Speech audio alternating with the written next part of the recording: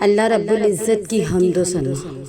اللہ جل جلالہ کی سب سے بڑی نشانی انسان خود ہے۔ اللہ کے وجود سے انکار ممکن نہیں ہے۔ اگر اللہ پاک نہیں تو انسان کا اپنا وجود بھی نہیں ہے۔ وفی انفسکم افلا تبصرون، اور خود اللہ تمہارے نفوس تمہارے اندر میں ہے تو کیا تم دیکھتے نہیں؟ اللہ ہمارے اندر ہے تو کہاں ہے؟ وَنَحْنُ أَقْرَبُ إِلَيْهِ مِنْ حَبْلِ الْوَرِيدِ، اور ہم بندے کی رگ جان سے بھی اس سے زیادہ قریب ہے۔ یا اللہ تو ہمارے اندر کیسے ہے؟ ہم کیسے تسلیم کر لے کہ تو ہمارے اندر ہے اور ہماری جان سے بھی زیادہ قریب ہے۔ اولم یتفکروا فی انفسکم، کیا تم نے اپنے آپ پر، اپنے دل میں، اپنے وجود کے اندر غور نہیں کیا؟ وَنَفَخْتُ فِيهِ مِن رُوحِي، اور ہم نے اس انسان میں اپنی روح داخل کر دی۔ یا اللہ تو نے اپنی روح داخل کر دی انسان میں، مگر ہم تجھ سے کیسے ملے؟ روح تو تیرا امر ہے مگر تو کہاں ہے؟ تو فرمایا افلا تبصرون، تم اپنے اندر غور کیوں نہیں کرتے؟ ہمارے اندر کون ہے؟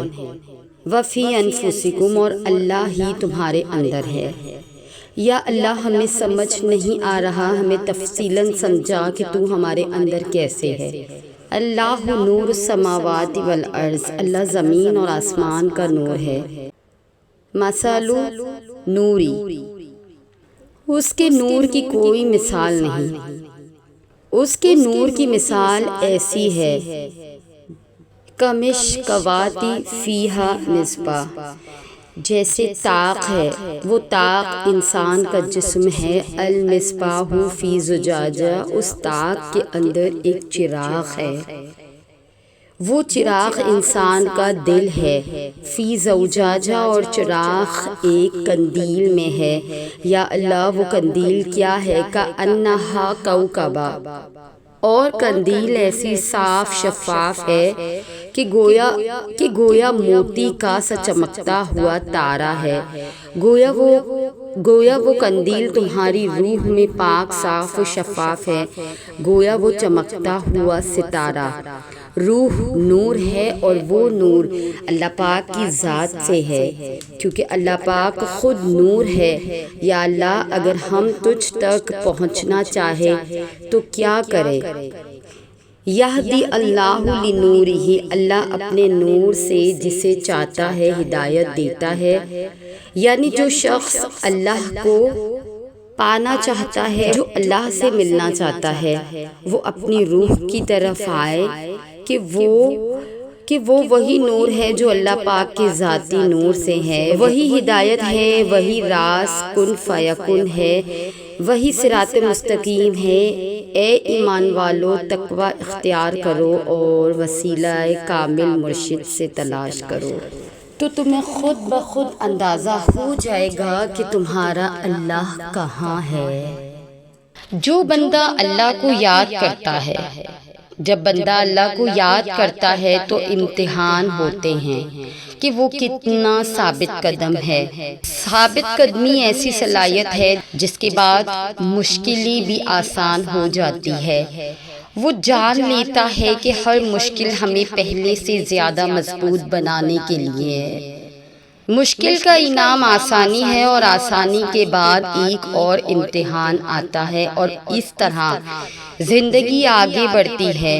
مشکلات اور آسانیاں دراصل زندگی کی دو طرزیں ہیں۔ جب تک آدمی مشکل کو مشکل اور آسانی کو آسانی سمجھتا ہے، ان دونوں طرزوں میں رد و بدل ہوتا رہتا ہے۔ جو اصول ان دو طرزوں سے آزاد کرتا ہے، وہ ہر شر کو من جانب اللہ سمجھ کر زندگی گزارتا ہے۔ جو لوگ ہر کام کا رخ اللہ کی طرف کر دیتے ہیں تو اللہ تعالیٰ ان کو بصیرت عطا فرماتا ہے۔ اپنے ذہن اور دل کا فرمانبرداری سے نافرمانی کی طرف جانا ناشکری ہے۔ جس وقت ذہن نافرمانی کی طرف راغب ہو تو سمجھ جانا چاہیے کہ نافرمانی کا پیٹرن ہے۔ شکر کرنے سے آدمی صبر کرنا سیکھتا ہے، اور صبر ایثار قربانی کے ساتھ۔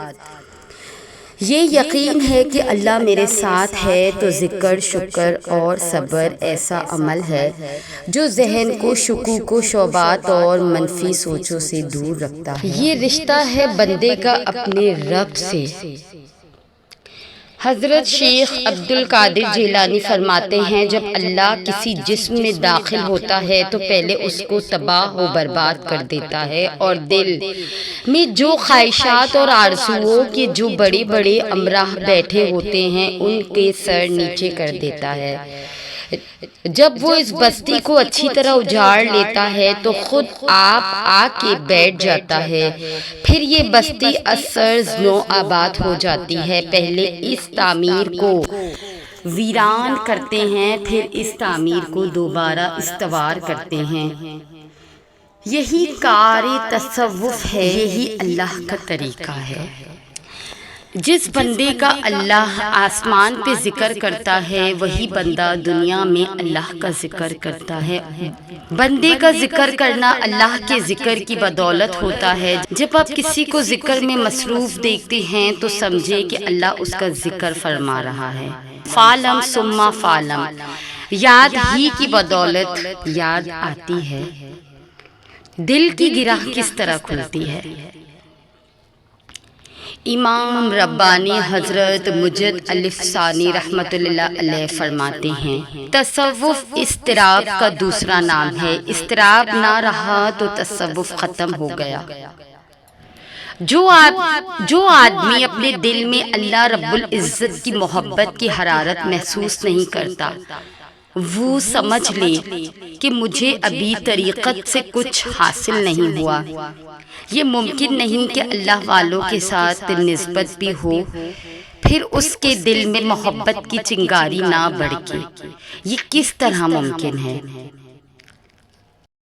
اللہ والوں نے ایسے اور ادراد و وظائف متعین کر دیے ہیں کہ جیسے ہی انسان سلسلہ عالیہ میں داخل ہوتا ہے اور مراقبہ شروع کر دیتا ہے تو اللہ تعالیٰ اس کے دل کی گرہ بھی کھول دیتا ہے۔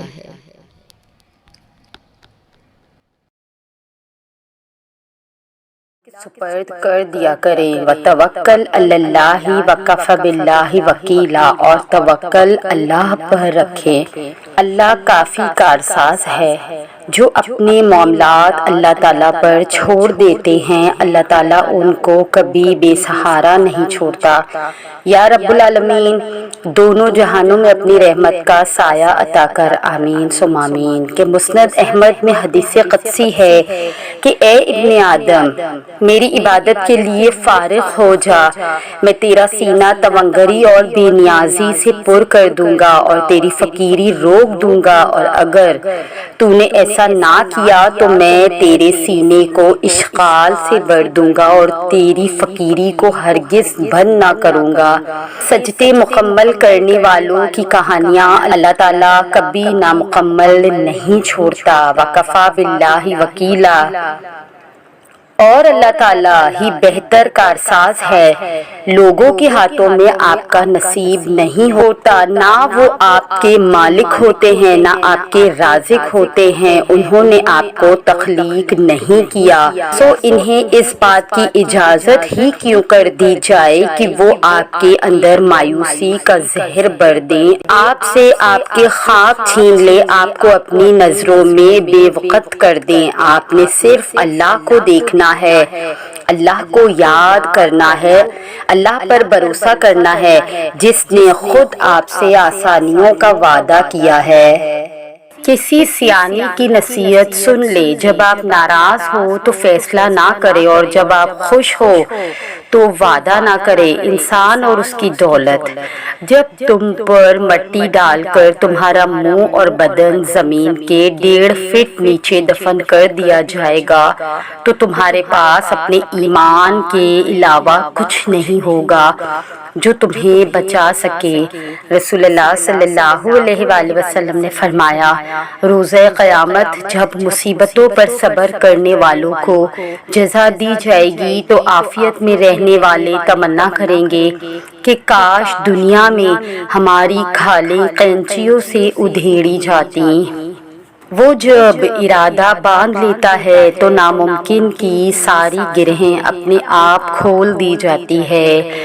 علم کی فضیلت عبادت کی فضیلت سے بڑھ کر ہے، اور تمہارے دین کی بلائی تقوی اختیار کرنے میں ہے۔ اگر روحانیت حاصل کرنی ہے تو دل کی صفائی بہت ضروری ہے۔ نماز بھول جانا۔ لوگوں نے نبی کریم صلی اللہ علیہ وآلہ وسلم سے نماز سے اپنے سو جانے کا ذکر کیا تو آپ صلی اللہ علیہ وآلہ وسلم نے فرمایا کہ سو جانے میں قصور اور کمی نہیں، قصور اور کمی تو جاگنے میں ہے کہ جاگتا رہے اور نہ پڑھے۔ لہٰذا تم میں سے جب کوئی نماز بھول جائے یا نماز سے سو جائے تو جب اس سے جاگ آئے تو پڑھ لے۔ حضرت علی رضی اللہ تعالی عنہ کا قول ہے، بے فکر ہو جاؤ، جب آپ مخلص ہو اور آپ کی نیت ٹھیک ہے تو آپ لوگوں کو نہیں کھوتے بلکہ لوگ آپ کو کھو دیتے ہیں۔ برداشت کر کے ایک ایسا وقت آتا ہے کہ اعصاب کمزور ہو جاتے ہیں اور چھوٹی چھوٹی بات تکلیف کا باعث بن جاتی ہے۔ دل ٹوٹنے لگتا ہے، دم گھٹنے لگتا ہے، طبیعت چڑچڑی ہونے لگتی ہے، کچھ سمجھ نہیں آتا، ہم آخر کار اذیت میں مبتلا ہو جاتے ہیں۔ پھر ہمیں یہ سوچ کر خود کو تسلی دینی پڑتی ہے کہ بھئی یہ دنیا ہے اور ہمیں اس کی اذیت کو اکیلا ہی جھیلنا ہے۔ اللہ تعالیٰ کو راضی کرنا سیکھ لو، نہ زندگی بار بار ملے گی، نہ یہ موقع بار بار ملے گا، پھر پچھتاوے کے سوا کچھ نہیں ہوگا۔ کاش میں اپنے رب کو راضی کر لیتا۔ صبر کی ایک بات بہت اچھی ہے کہ جب آ جاتا ہے تو پھر کسی چیز کی طلب نہیں رہتی۔ جب مضبوط رہنا ہی واحد راستہ ہو تب ہی آپ کو اپنی طاقت کا اندازہ ہوتا ہے۔ امام غزالی لکھتے ہیں، جو غلطی نہیں کر سکتے وہ فرشتہ ہے، جو غلطی کر کے اس پر ڈٹ جائے وہ شیطان ہے، اور جو غلطی کر کے فوراً توبہ کر لے وہ انسان ہے، اور جو توبہ کر کے اس پر قائم رہے تو وہ اللہ تعالیٰ کا محبوب بندہ ہے۔ ہر دکھ ہر تکلیف کے بعد زندگی آدمی پر اپنا ایک راز کھول دیتی ہے۔ ایک شخص رات کو شراب خانے میں مردہ پایا گیا، دوسرا شخص مسجد میں وفات پا گیا تو تحقیق کے بعد پتہ چلا کہ پہلا وہاں دعوت تبلیغ اور نصیحت کرنے گیا تھا، جبکہ دوسرا صرف مسجد میں جوتے چوری کرنے گیا تھا۔ تو آپ اور میں کون ہوتے ہیں جنت اور جہنم کا فیصلہ کرنے والے؟ یہ کام اسی کو جچتا ہے جس کو ہر چیز کی خبر ہے۔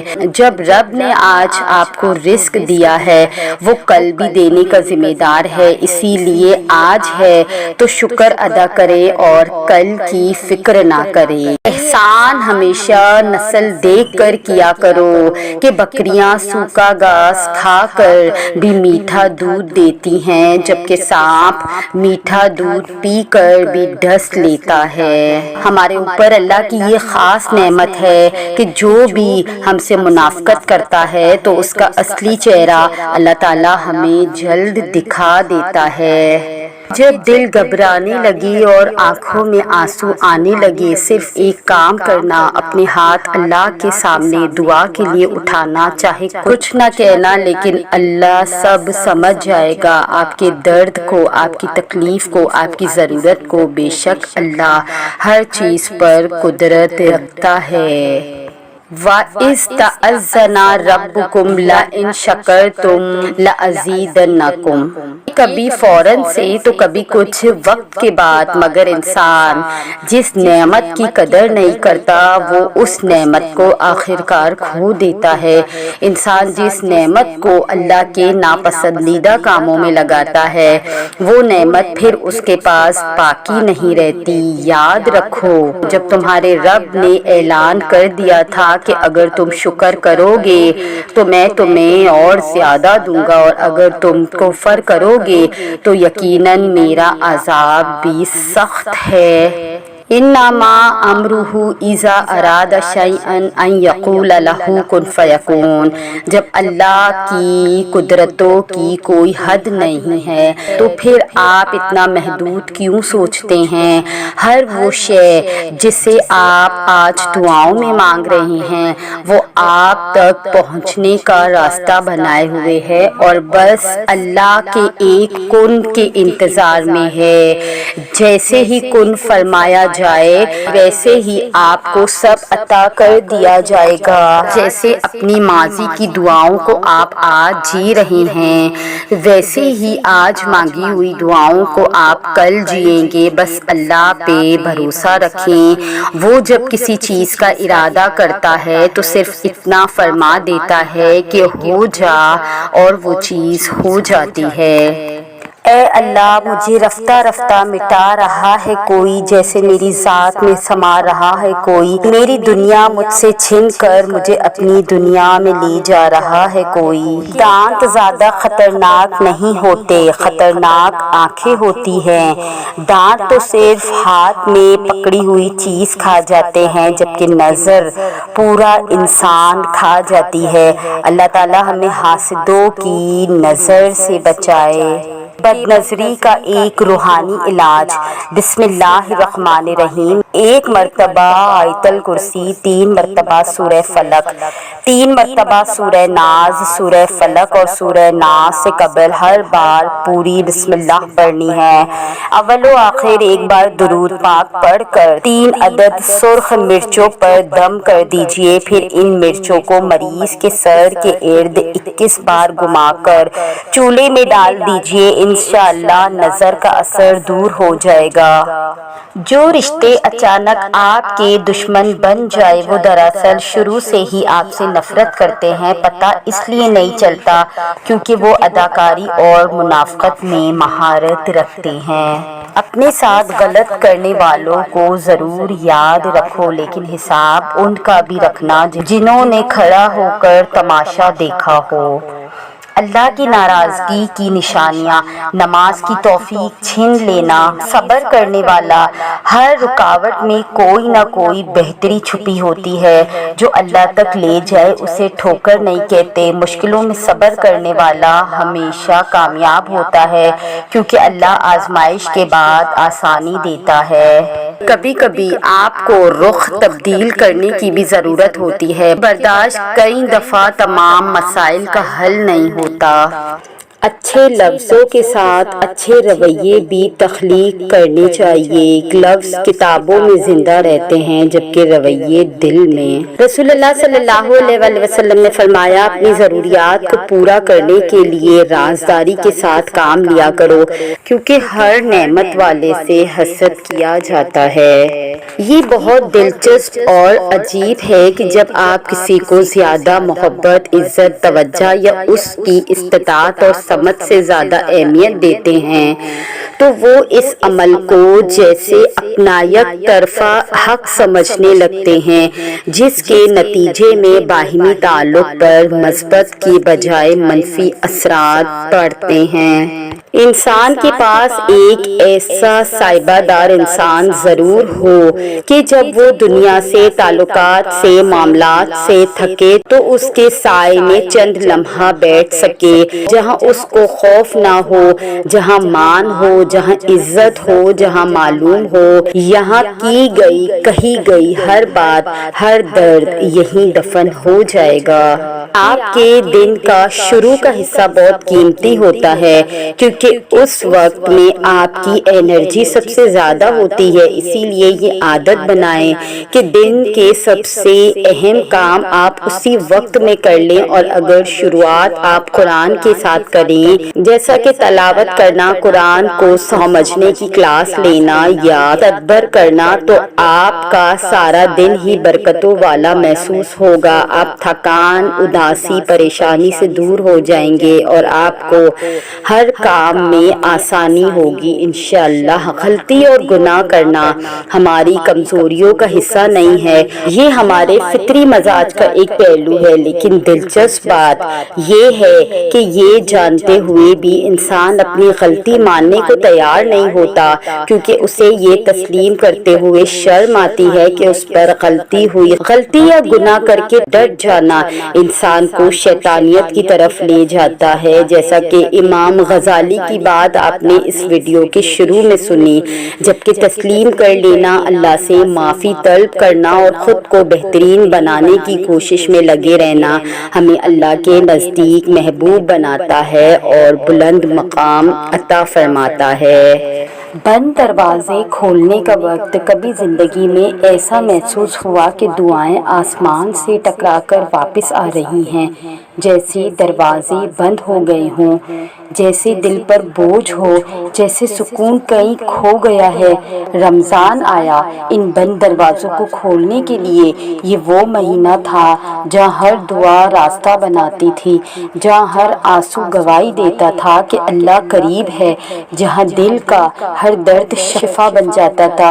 یہ وہ وقت تھا جب تقدیریں لکھی جاتی تھی، جب ٹوٹے دل جوڑے جاتے تھے، جب نیکیوں کے پلڑے باری کیے جاتے تھے، لیکن ہم نے وہ بھی گوا دیا۔ اگر کبھی محسوس ہوا کہ زندگی میں کچھ کمی ہے، کہ دل میں ایک خلا ہے، کہ کوئی ایسا در ہے جہاں سے نامراد نہ لوٹا جائے، تو وہ دروازہ اللہ کا ہی ہے، وہ دروازہ یہی ہے رمضان کے یہ لمحے شاید ہمیں پھر کبھی نصیب نہ ہو، تو آئیے ہم اپنے لیے دعا کریں۔ یا اللہ ہمیں دین اور دنیا کی ہدایت نصیب کر، ہم ایسے نہ رہیں جیسے ہم ہیں، ہم ایسے بن جائیں جنہیں اللہ تو اپنے قریب کرتا ہے۔